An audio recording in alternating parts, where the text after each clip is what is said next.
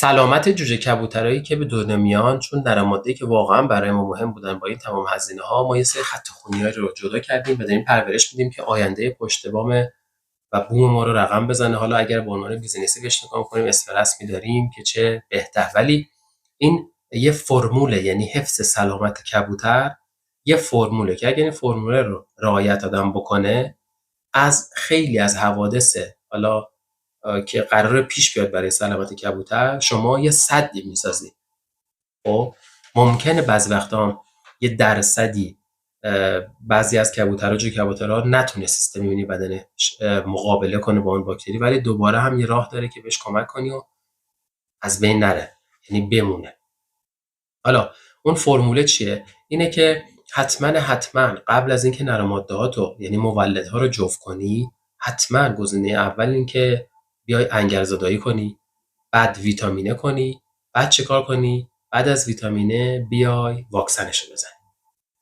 یعنی این کار رو حتما باید انجام بدید. مرحله دو، وقتی که جوی کبوتراتون به دنیا آمد تا 45 روزگی، حتما از پودرهای ویتامینی برای دونش و محلولایی که اضافه میشه، اونم حتما با نسخه دامپزشک، و یه سری داروها هست که برای پیشگیری بعضی از بیماری‌ها.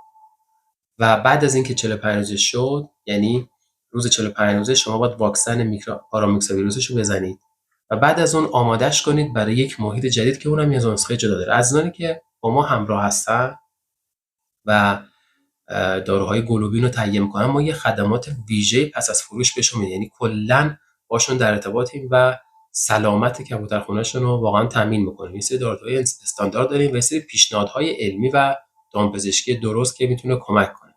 به هر حال من مخالف دادن داروهای سنتی نیستم، ولی در زمان حال 2025 دیگه این داروها نمیتونن روی سری از باکتری‌ها، انگل‌هایی که وارد روده کبوتر شدن یا قارچ‌ها و خیلی از موارد دیگه عمل کنن.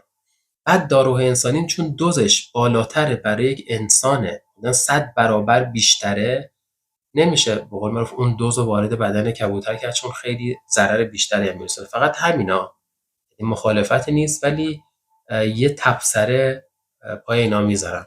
و روش‌های سنتی مثل که سرکه دادن، آب آهک توی آب میریزید و خیلی کارهای دیگه، به نظر من حالا میتونه بعضی وقتا اوکی باشه، ولی دیگه تکرار زیادش هم جالب نیست. به هر حال در خدمتون هستیم با توصیه‌های برند گلوبین، دامپزشکی کبوتر گلوبین.